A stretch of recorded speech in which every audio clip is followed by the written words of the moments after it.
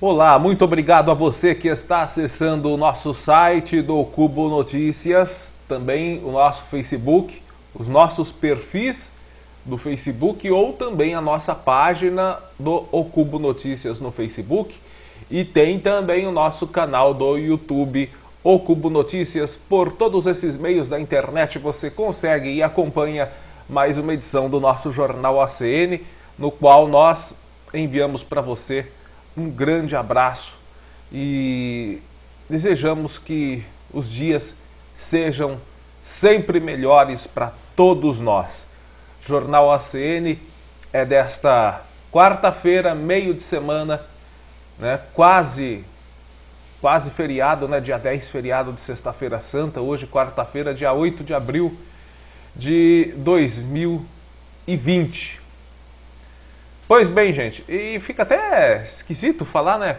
Hoje é quarta, hoje é quinta, amanhã vai ser, depois de amanhã vai ser feriado, porque realmente o cotidiano de todo mundo modificou de tal maneira, né? Parece que nós não temos mais aquela divisão de tempo. Parece que está tudo misturado, tudo embaralhado, tudo bagunçado na vida de todo mundo, né? Rezar para que tudo isso passe, gente. Uma hora vai passar. Tem que passar.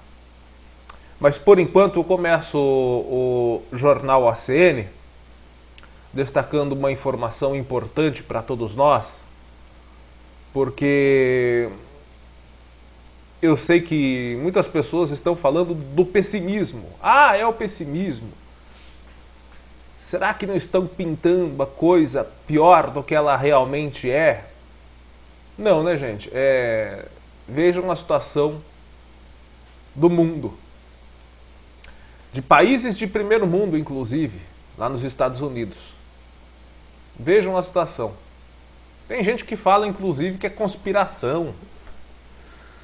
Ai, meu Deus, como se tivessem criado o coronavírus, ou todo esse problema que está afetando todo mundo, de A a Z, com uma única finalidade, a finalidade política. Gente, menos egocentrismo, tá? Ninguém tá se importando pro seu lado político nesse momento, não. Tem coisa muito mais séria em risco. Ninguém quer saber quem foi o seu candidato à presidência, quem será o seu candidato na próxima, quem vai ser o seu candidato ao cargo executivo do município. Agora isso não importa, gente.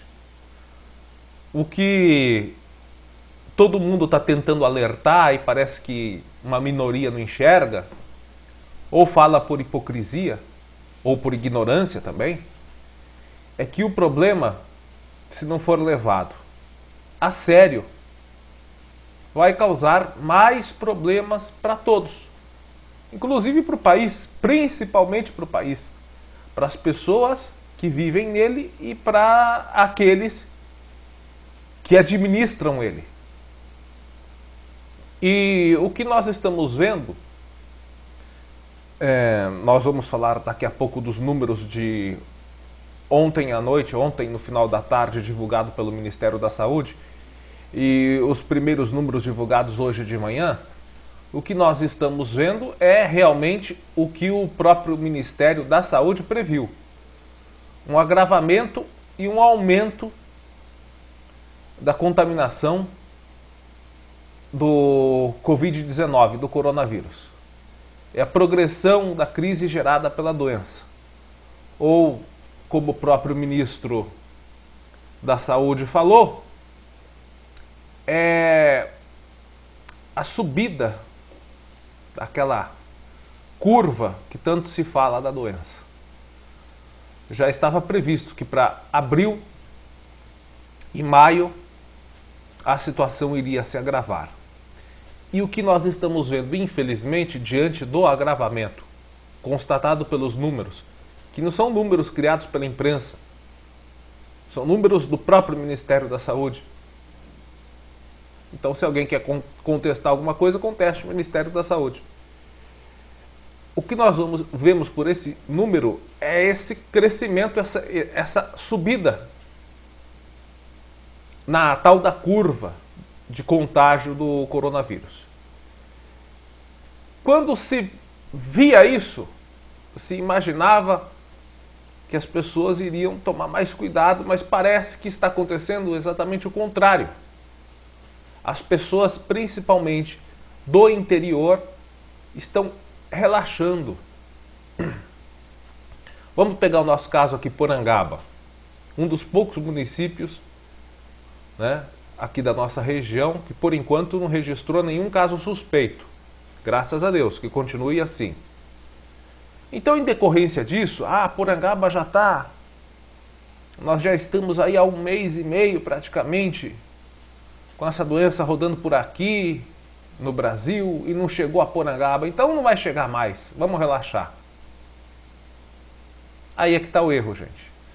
Um estudo da Unesp, feito para o governo paulista, mapeou a dinâmica da expansão do Covid-19, identificou os principais eixos rodoviários pelos quais o vírus se dissemina. O governo paulista registrou nesta terça-feira 67, só ontem, 67 novos óbitos nas últimas 24 horas. É um recorde. Com isso, um total de 371 pessoas já morreram no estado mais populoso do Brasil por causa do novo coronavírus, segundo o levantamento oficial, com 5.682 casos confirmados da doença. Apesar de a cidade de São Paulo ser o epicentro da Covid-19 no estado e no Brasil, a preocupação do governo paulista vem recaindo nesta semana em cidades do interior, onde as medidas de isolamento social vêm sendo menos efetivas, com registros de maior circulação de pessoas do que na capital, segundo os dados de mobilidade analisados pela Universidade Estadual Paulista, a Unesp. Inclusive, muita gente da capital se deslocou para o interior, né? Vale ressaltar isso. De acordo com um estudo feito pela instituição, a Covid-19 vem chegando aos centros regionais fora da capital paulista a partir dos principais eixos rodoviários e tem potencial para atingir localidades nos arredores, em efeito cascata. Os pesquisadores da Unesp, que integram o Centro de Contingenciamento do Coronavírus do Estado, se debruçaram sobre vários dados e estudos do Instituto Brasileiro de Geografia e Estatística, o IBGE, para identificar os principais eixos rodoviários que ligam a capital paulista a outros centros regionais do Estado. Na medida que o tráfego aéreo foi interrompido, essa difusão se dá pelo asfalto, por esses eixos e num efeito cascata, explica o professor Raul Guimarães, do Laboratório de Geografia da Saúde, na Unesp. O levantamento identificou 13 municípios de médio porte que são o destino da Covid-19. São eles: Araçatuba, Araraquara, Bauru, Campinas, Marília, Piracicaba, Santos, Ribeirão Preto, São José do Rio Preto, São José dos Campos, Sorocaba, aqui na nossa região, e Votuporanga. Ou seja, o pessoal sai da capital paulista principalmente para essas cidades que são considerados eixos no interior e de lá vai ramificando. Não sei nem se é um efeito cascata, mas eu acho que o nome é achismo meu, tá, gente? Não sou especialista nem nada, só estou lendo a notícia aqui, mas eu acho que seria mais efeito de ramificação, mas também se encaixa em efeito cascata. O professor disse o seguinte também: então, para além da metrópole, estão aparecendo casos nesses 3 principais centros e em seguida em municípios predominantemente urbanos que têm forte relação com esses centros, acrescenta Guimarães. De acordo com o professor Carlos Magno, epidemiologista da Faculdade de Medicina da Unesp de Botucatu, trata-se, em primeiro lugar, de um modelo hierárquico, em que o coronavírus faz suas principais ou seus principais saltos da metrópole para outras cidades a partir dos eixos rodoviários. E depois, o modelo de continuidade, em que o vírus se espalha para localidades vizinhas. Contiguidade ou até, como eu disse, enraizamento para os outros municípios ao redor desse eixo, né? A boa notícia diz respeito à velocidade de expansão do coronavírus no estado, explica Magno. Os indicadores de velocidade mostram que se antes uma pessoa podia contagiar outros 4 ou 4,5 indivíduos, essa taxa caiu para 2. O isolamento social é até hoje a única medida conhecida para reduzir o número de mortes e de internações, explicou ele.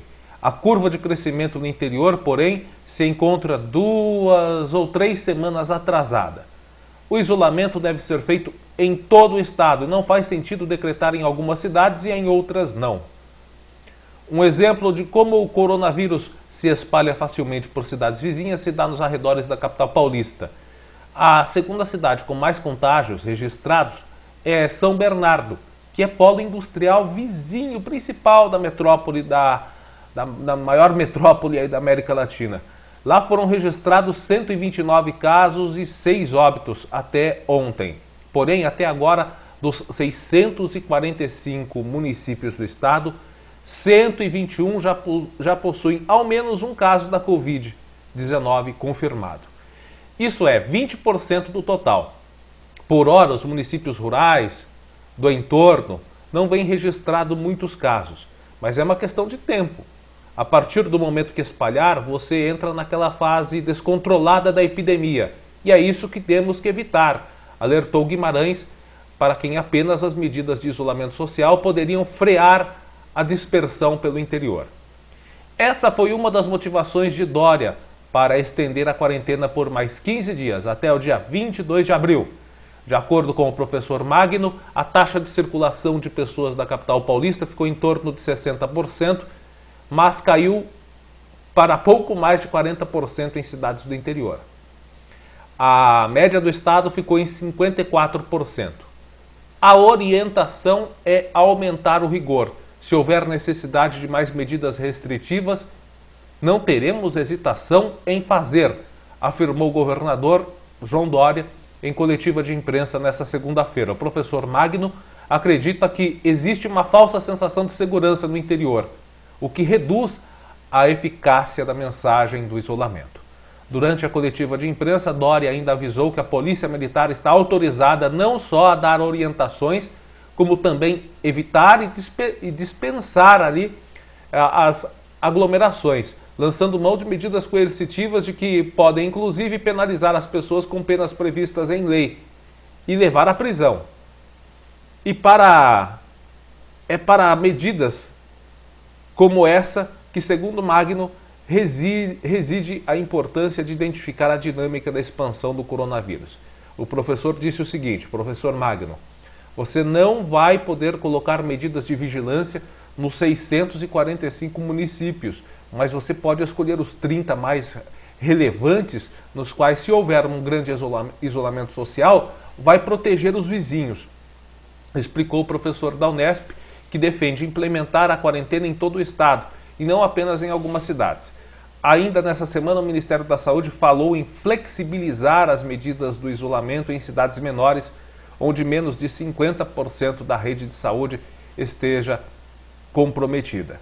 A questão é a seguinte: se está tendo aumento de números, se já se sabe que o pico da doença ainda está começando, que agora é que nós entramos na fase crítica, convém flexibilizar agora? E tudo que nós fizemos lá atrás, e todo esse tempo que nós já estamos sofrendo, comerciantes, todo mundo, população em geral, porque uma coisa é sofrer e saber que você está sofrendo por conta disso, que você está passando dificuldades por conta disso, e que você passou e está passando, mas ter um pouco mais de garra e manter para que tudo que a gente sofreu surta resultado. Agora, outra coisa é você sofrer por tudo isso que nós já estamos sofrendo,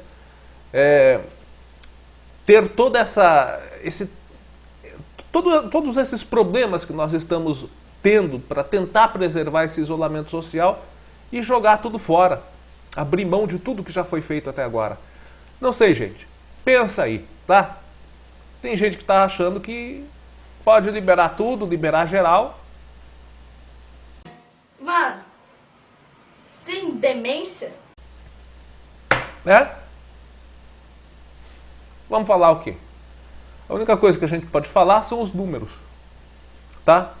Olha, o Ministério da Saúde anunciou ontem ontem à tardezinha, né, sempre no final da tarde vem o anúncio do Ministério da Saúde, subiu para 667 o número de mortes pelo novo coronavírus no Brasil, aumento de 114 óbitos em 24 horas. Ou seja, de segunda para terça-feira foram 114 óbitos confirmados. Novo recorde registrado no período. Até segunda-feira eram 553 mortes. No total já são 13.717 casos confirmados, casos oficiais confirmados em todo o país. 13.717 casos que foram registrados oficialmente. Alta só de segunda para ontem foi 1.661 novos casos. De segunda para ontem, 1.661 casos. Lembra que antes era 20 casos que aparecia no dia, depois foi para 50, 100, 300, depois deu uma alta para 500, depois caiu durante 3 dias, ficou entre 250, 300 casos, depois deu aquela subida que foi para 1.033 casos e agora já está em 1.661 casos em 24 horas. Isso segundo o próprio governo, gente. Não é a imprensa que está criando os números, não. Os dados anteriores indicavam 12.056 casos confirmados. Ou seja, os dados de segunda-feira. E ontem, 13.717 casos. A coisa que a gente pode ser otimista, gente, é que desses 13.717 casos, muita gente se recuperou. Seria interessante que o Ministério da Saúde divulgasse em breve, dentro de suas possibilidades, um balancete de quantos desses casos que foram confirmados, quantos já se recuperaram, né, e já estão em suas casas. Isso para trazer um pouco mais de tranquilidade, né, gente? Só falando os números aqui, no Acre tem um caso, em Alagoas 2, Amapá 2, Amazonas 23, Bahia 12, Ceará 31, Distrito Federal 12, Espírito Santo 6 casos confirmados, Goiás 5, Maranhão 4, Mato Grosso 1, Mato Grosso do Sul 2, Minas Gerais 11, no Pará 5, Paraná 15, Paraíba 4, Pernambuco 34, Piauí 4, Rio Grande do Norte 8, Rio Grande do Sul 8, Rio de Janeiro 89 casos, Rondônia 1, Roraima 1, Santa Catarina 11, Sergipe tem 4 casos e São Paulo é o epicentro com 371 casos. O único estado brasileiro que ainda não contabiliza nenhuma morte do novo coronavírus é Tocantins. Gente, vamos lá. Agora com os números aqui da nossa região. Aliás, saiu agora de manhã, antes da região, agora de manhã, às 6h40, o balancete das Secretarias Estaduais de Saúde. Às 6h40 da manhã. São 14.072 casos confirmados. Tá bom, gente? Ontem era, portanto, 13.717 e hoje de manhã já chegamos acima dos 14 mil. 14.072 infectados hoje. 691 mortos. 691 mortos. Ontem era 667. E os números irão aumentar logo mais à tarde com a divulgação do Ministério da Saúde, gente. Eu espero que não chegue aos 15 mil. Mas, diante das perspectivas, né, provavelmente hoje chegaremos aos 15 mil infectados. Bom, vale ressaltar que ontem à noite o Maranhão divulgou um novo balanço em que o número de casos subiu para 270 e o de mortes para 11. Vamos agora com os números aqui da nossa região, gente. Aqui da nossa região. Tem uma morte confirmada na região de Itapetininga. É um homem de Laranjal Paulista, ele faleceu na Unesp. Já na região de Botucatu, o próprio município de Botucatu registrou também uma morte de uma pessoa da cidade. Portanto, lá em Botucatu, essa semana, faleceram 2 pessoas. Uma de Botucatu e uma aqui da nossa região de Laranjal Paulista. vamos aos municípios com casos confirmados. Com caso confirmado, o município de Tatuí é o epicentro da doença. Tem 7 casos confirmados lá em Tatuí. Seria interessante também, né, que esses municípios, essas secretarias municipais também divulgassem o balancete das pessoas que se curaram, que já estão curadas. 7 casos confirmados em Tatuí, 2 em Boituva, 2 em Itapetininga, 1 em Alambari, 1 também em Arandu, em Itararé, Laranjal Paulista, que foi um caso confirmado que infelizmente, né, foi a óbito, e 1 em São Miguel Arcanjo. Mortes suspeitas, questão sobre, não quer dizer que todas elas, ou que alguma delas foi confirmada como Covid-19. São suspeitas, estão ainda sobre análise. Itapeva, 7, Angatuba, 3, Arandu, 2, Itapetininga, 2, Boituva também, 2, Itaí, Itararé, Pilar do Sul, Piraju e Ribeirão Grande registram uma morte suspeita, cada município. Municípios agora com casos suspeitos. Casos suspeitos. Itapeva é o epicentro de casos suspeitos. O de casos confirmados é Tatuí, mas de casos suspeitos Itapeva é o que mais tem, com 108. Itapetininga, 78. Tatuí, 49. Arandu, 20. Nova Campina, 17. Capão Bonito, 11. São Miguel Arcanjo, 9. Boituva, 8. Itaberá, 7. Laranjal Paulista também 7. Itararé tem 6. Angatuba e Piraju tem 5. Buri e Cerquilho tem 4. Eu fiz uma alteração aqui, gente. Essas informações que nós estamos passando para você são da TVT de Itapetininga. Mas eu fiz uma alteração aqui, que é a seguinte. Cesário Lange tinha 4 casos suspeitos, sendo que na semana passada 3 foram descartados. Ficou apenas 1 caso suspeito. Ficou apenas 1. Só que o que aconteceu foi o seguinte, surgiram mais 3 casos suspeitos. Novos 3 casos suspeitos. Ou seja, voltou para 4 o número de casos suspeitos em Cesário Lange.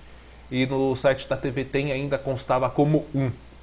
Mas, infelizmente, novas 3 suspeitas surgiram em Cesário Lange, então está com 4 casos suspeitos também lá.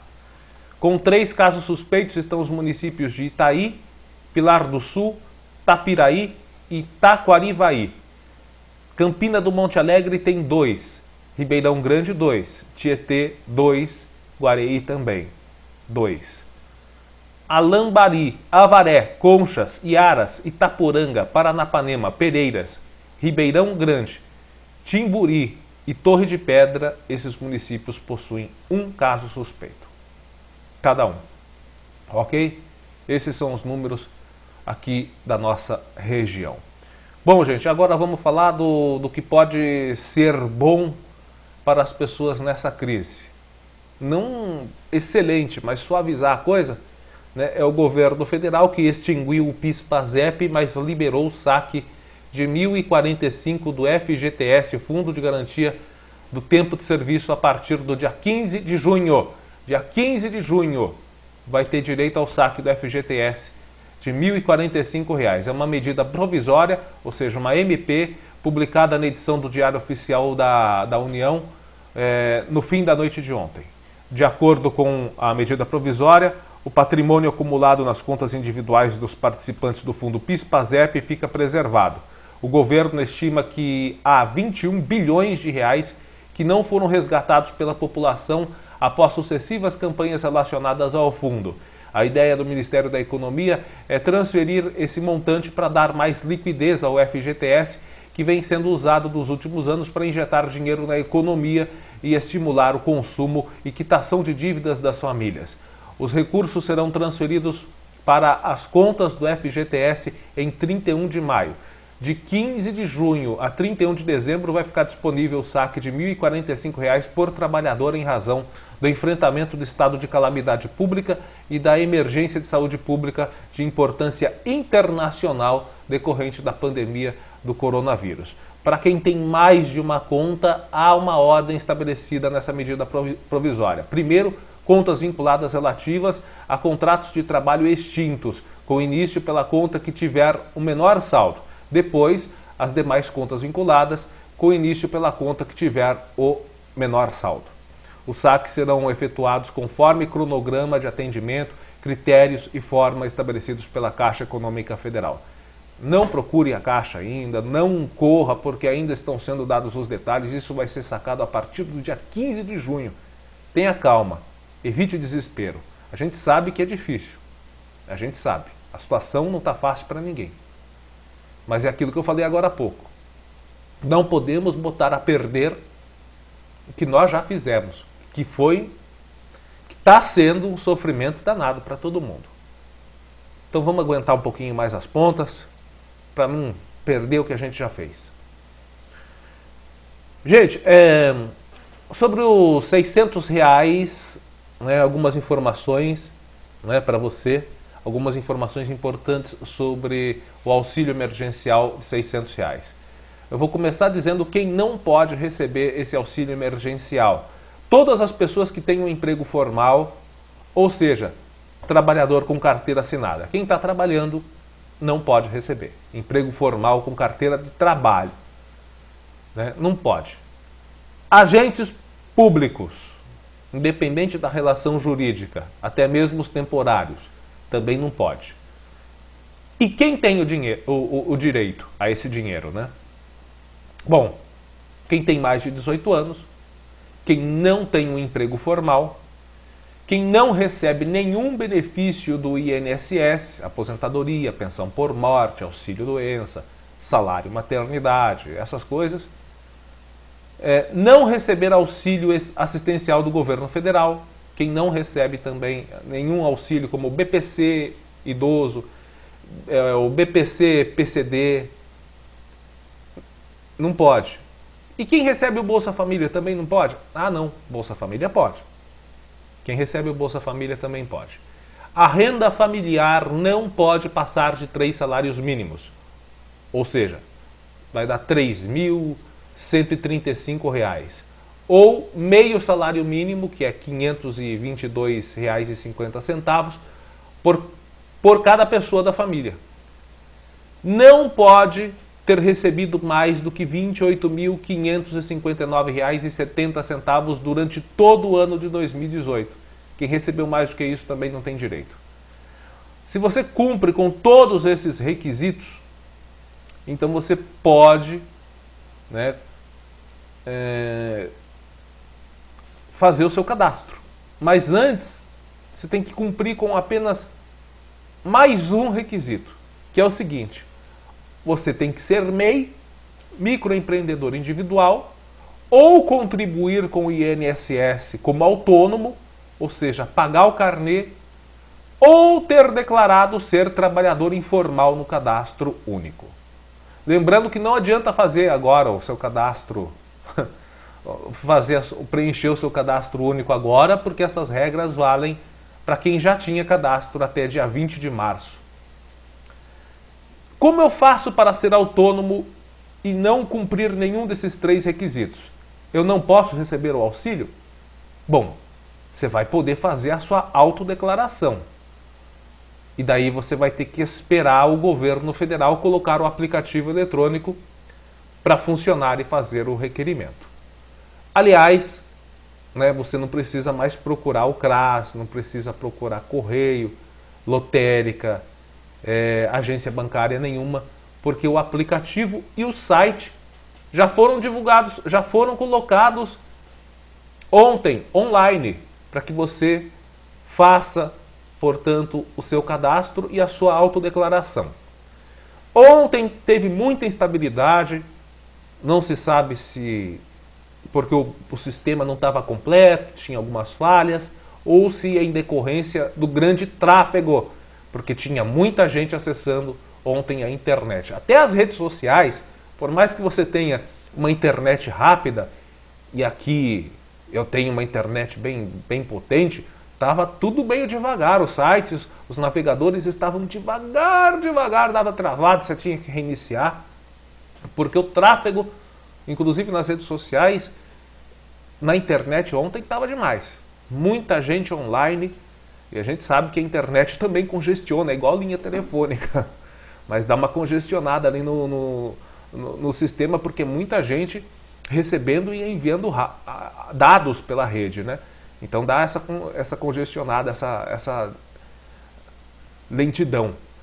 Então o sistema ficou, tanto o aplicativo quanto o site ficaram com problemas, inclusive na hora de carregar, ficava carregando horas e horas e não pulava para a próxima página. Mas as informações que nós estamos tendo é de que já foram testados os sistemas e que agora eles estão funcionando. Ontem à noite saiu um vídeo muito interessante que eu peguei aqui e vou colocar para você assistir, um vídeo do Jornal Nacional ensinando como é que você faz, né, para fazer o seu cadastro e o seu pedido desse auxílio emergencial de R$600. Então eu vou colocar o vídeo para você assistir, você assiste, preste atenção, vai ficar aqui o vídeo, depois você pode voltar, assistir de novo, fazer passo a passo como se fosse um tutorial aí, você vai fazendo conforme vai aparecendo no vídeo e espero que tenha muita sorte e que você consiga aí o seu auxílio. Vamos assistir. Se você não está no cadastro único e quer pedir o auxílio emergencial, o primeiro passo deve ser entrar na página criada para isso. O endereço é https://auxilio.caixa.gov.br. A página inicial já traz as informações sobre quem tem direito ao benefício. No canto superior direito, clique no botão Realize sua solicitação. A nova página mostra novamente as informações sobre quais são os critérios para ter acesso. Leia com atenção e marque os quadradinhos informando que você confirma atender a todas as condições e autoriza o acesso aos seus dados para que o governo confira se é verdade. Depois, clique no botão que diz Tenho os requisitos, quero continuar.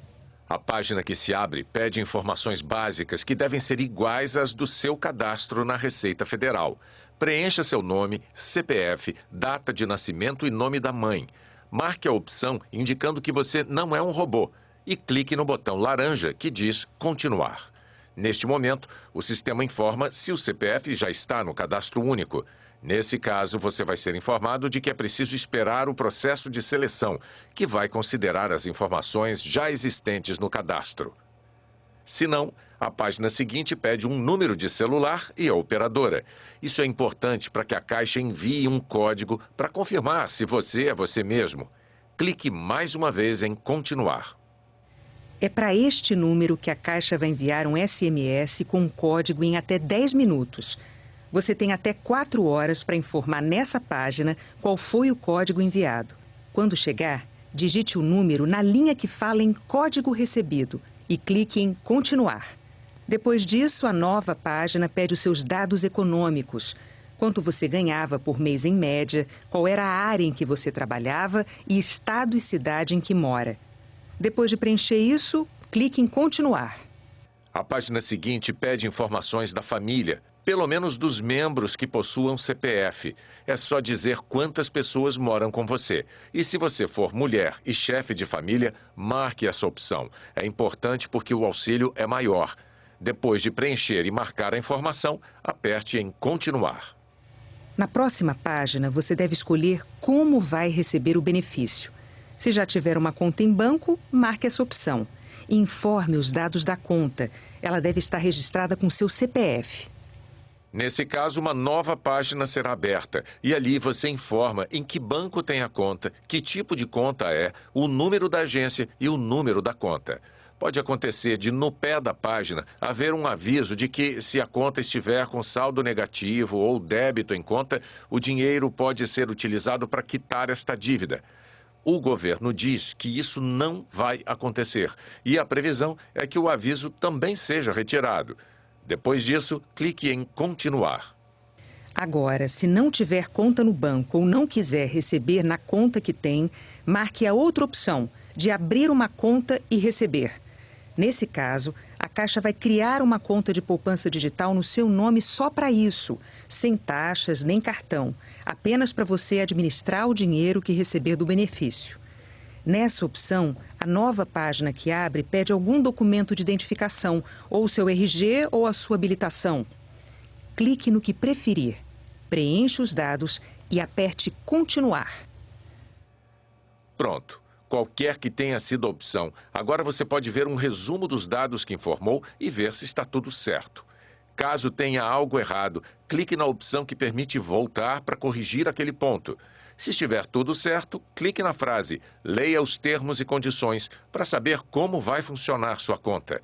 Se estiver de acordo com tudo, marque o quadradinho em que você concorda com o uso dos dados para a abertura de uma poupança digital e termine o processo apertando em Concluir sua solicitação. O cadastro está pronto. Pois bem, pessoal, boa sorte para você. Segue os passos do vídeo, você pode voltar, pode assistir de novo, pode ir lá no canal da Globo, lá também do G1, lá no site, lá também explica. Enfim, tem vários sites, tem tutorial no YouTube ensinando. Você vai conseguir, né? Espero que você consiga. Gente, vamos com as notícias aqui de Porangaba. Hoje não tem resumo da sessão da Câmara, porque ontem não teve sessão da Câmara, né? Segundo as informações que nós recebemos, porque o presidente da Câmara, o vereador Robertinho, seguiu, portanto, o decreto do Estado de São Paulo, o decreto do governador João Dória, de que não pode haver aglomeração, e decidiu, por conta disso, não realizar a sessão da Câmara. Não sei se a Câmara seria barrada pelo decreto do governador de fazer os seus trabalhos. Tem que dar uma olhada no decreto, ler o decreto do governador, porque, pelo que eu sei, apenas os serviços essenciais, aliás, os serviços que não são essenciais, não podem funcionar. Bom, isso é o que eu sei, que o comércio essencial está funcionando, pode funcionar, desde que adote algumas medidas de precaução, e que comércios não essenciais não podem funcionar. Não sei se existe alguma restrição na realização de sessões da Câmara, já que a Câmara tomou por decisão realizar as sessões sem a presença de espectadores, ou seja, sem pessoas ali no salão assistindo. Mas eu acho que poderia, sei lá, né, fazer a sessão, separar as mesas ali dos vereadores um pouco, né? E o pessoal com máscara, os vereadores com máscara, eu acho que dava para fazer a sessão, sim. Agora fica complicado não tendo a sessão da Câmara, né? Fica complicado porque eu iria cobrar hoje aqui do nosso ilustríssimo prefeito que ele enviasse para a Câmara, aliás, nós já estamos cobrando há alguns dias, que ele enviasse para a Câmara um projeto de lei, porque não vai ter festividades do aniversário aqui de Porangaba. Em junho, a coisa não vai estar boa ainda, com certeza em junho, a crise ainda vai continuar e os trabalhos de prevenção do coronavírus ainda irão continuar. Então eu estava cobrando que o prefeito enviasse para a Câmara um projeto de lei com a liberação de crédito, ou com remanejamento de crédito, na realidade, não liberação, mas o remanejamento de crédito, do dinheiro que estava reservado para a festa de aniversário da cidade, rodeio e outros eventos, pegasse esse dinheiro, já que não vai ter, porque já é em junho e está em cima, e o negócio, o ápice da crise está começando agora. Dizem que até maio vai ter o pico, vai ser mantido esse pico de elevação do coronavírus. Então em junho a coisa não vai estar liberada para fazer evento, com certeza. Então nós estávamos cobrando para que a prefeitura fizesse o remanejamento, um projeto de lei com remanejamento de crédito, para pegar esse dinheiro das festividades e já enviasse esse dinheiro para o Fundo Social e para a saúde, Ah, nunca nem vi. Fundo Social para aquisição de cestas básicas, para auxiliar as pessoas mais carentes, e a saúde para aquisição de equipamentos, né, de medicamentos, de melhoria na estrutura de atendimento, principalmente agora em decorrência do coronavírus, né? Então, se não teve sessão da Câmara, como é que a gente vai saber se o Executivo fez ou não fez esse remanejamento, hein? E aí, como é que fica? Por isso que eu tenho que dar uma olhadinha, vou dar uma olhada certinho para saber se Câmara não pode fazer sessão da Câmara. Não pode ter sessão ordinária durante esse período de quarentena, né? Não sei por que não. Preguiça. Né? Bom, e nós estamos esperando outras manifestações do nosso prefeito, que está sumido. De vez em quando ele aparece para falar alguma coisinha lá no jornal que ele paga, né? Por exemplo, a respeito de cestas básicas para as famílias carentes. Tem alguma coisa no site da prefeitura Não. a respeito disso? Não. A respeito da doação... Doação não. Não é doação. É a respeito da distribuição das merendas das crianças. Já que essa merenda ela é paga, ela é dada às crianças, né? Elas têm direito, mesmo não tendo aula, elas têm direito, porque já está paga essa merenda. Então, o que a prefeitura vai fazer, o que está fazendo, o que está estudando para distribuir essa merenda às crianças da rede municipal de educação?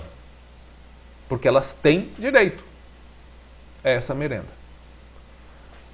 né? Então, o que vai ser feito? Nós estamos esperando resposta a respeito disso, sobre o assistencialismo às pessoas nesse período de crise. O que a Prefeitura de Porangaba vai fazer? Ou está fazendo a respeito disso?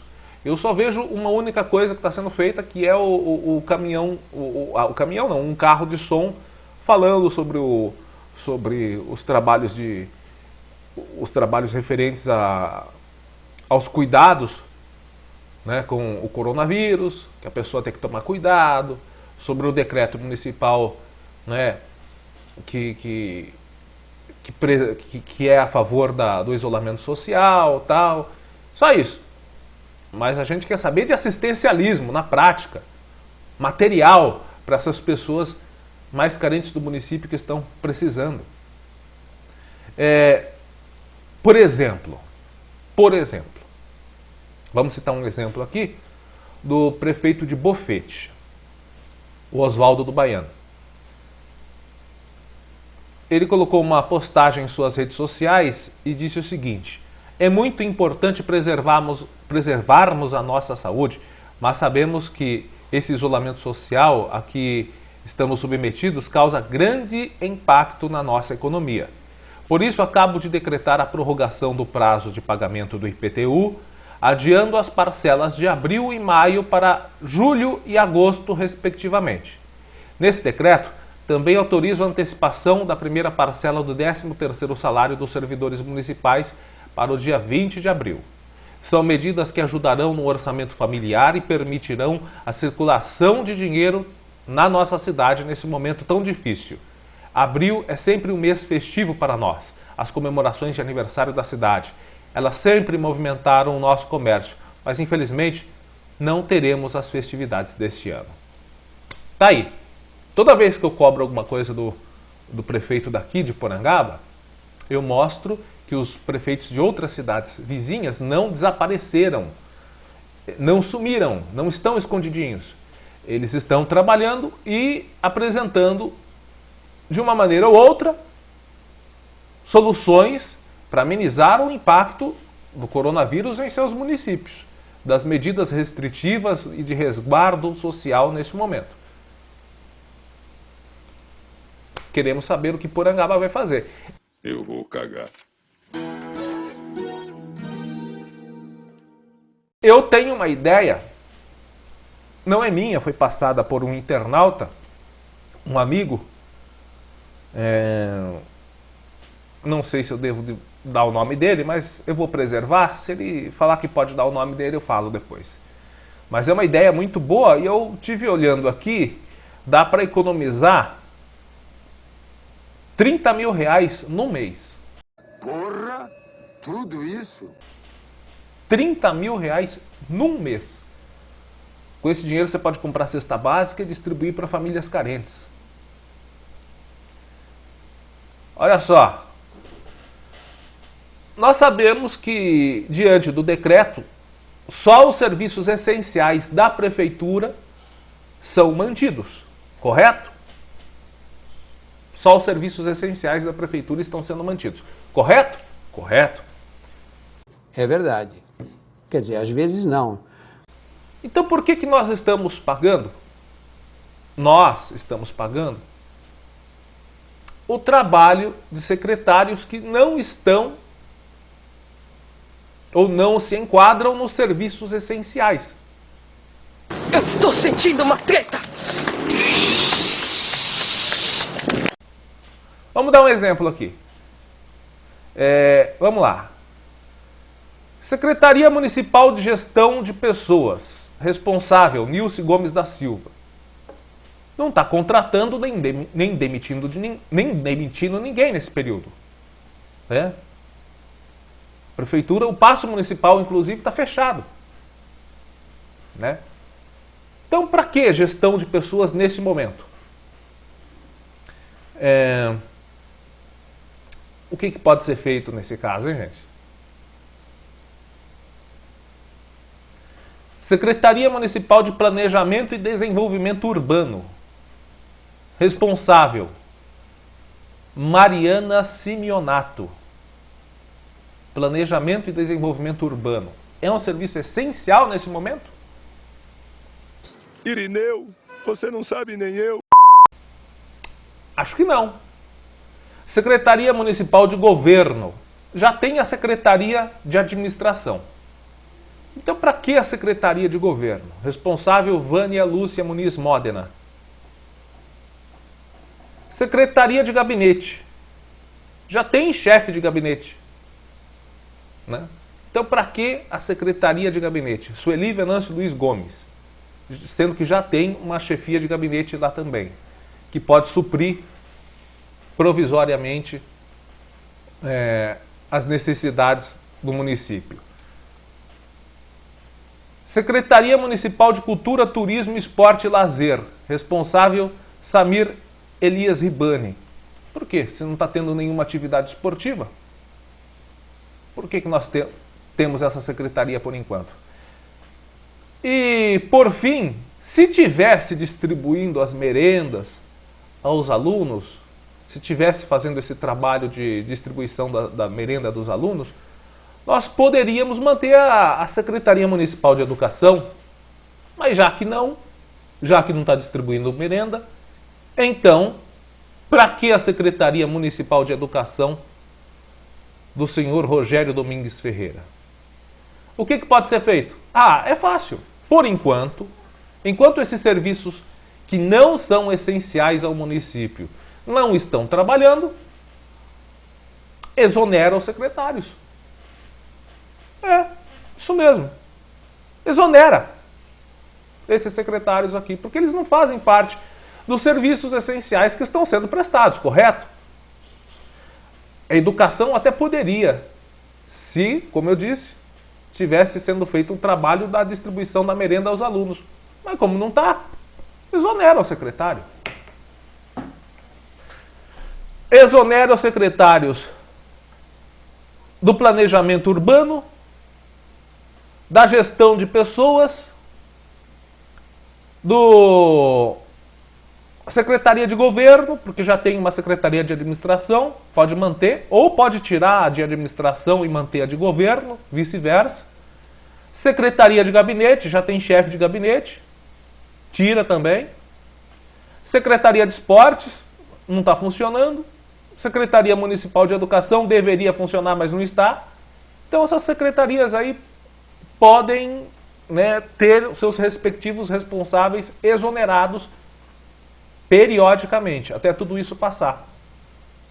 Você exonera todos eles e depois, quando voltar à normalidade, quando todos os serviços tiverem que ser retomados, aí você renomeia os secretários. Enquanto eles estão exonerados, os R$ 5.000 de cada um desses, são 6 secretarias que eu citei agora aqui. Cada secretário custa 5 mil por mês aos cofres públicos, então dá 30 mil de economia no mês. Empolgante. Para Porangaba. E aí? Será que estão pensando na economia e no bem-estar econômico do município? Não! Vamos aguardar o que o nosso ilustríssimo prefeito irá fazer a respeito disso. A ideia está dada. E agora a gente vai saber no que ele realmente está focado. Na economia do município ou em manter os cargos de seus aliados políticos. Bom, gente, e para finalizar, como falaram que dá audiência, e a gente precisa de audiência, toca aí.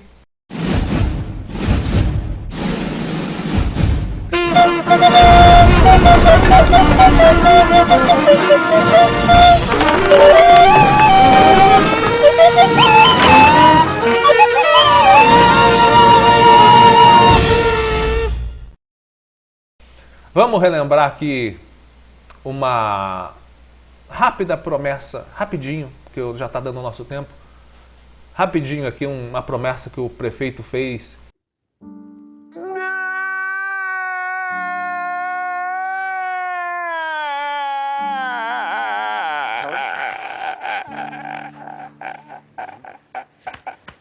No programa de rádio, programa eleitoral de rádio. Vamos ver o que ele prometeu dessa vez. Juntos pela Porangaba que queremos é formado por 5 partidos: o PTB, PT, PSDB, DEM e PSC. Já avisei que vai dar merda isso. Temos deputados estaduais e federais que nos apoiarão em nossos trabalhos. Os deputados estarão com seus gabinetes abertos para ajudar Porangaba.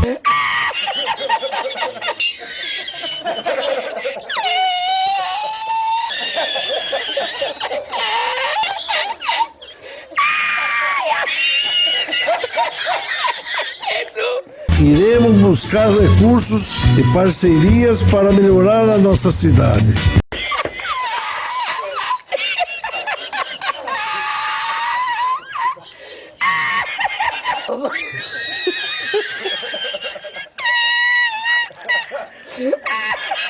Vamos revitalizar o Estádio Municipal Agostinho Angelini, concluir as obras da piscina municipal. Vamos revitalizar o Estádio Municipal Agostinho Angelini, concluir as obras da piscina municipal. Vamos revitalizar o Estádio Municipal Agostinho Angelini, concluir as obras da piscina municipal. Vamos juntos mudar a nossa cidade para melhor. Pois é, gente. E chegou o verão, passou o verão. O verão chegou, passou. Foi o último verão desse mandato agora do prefeito Luiz Carlos Vieira Sobrinho. O último verão desse mandato dele. Ninguém aproveitou a piscina, né?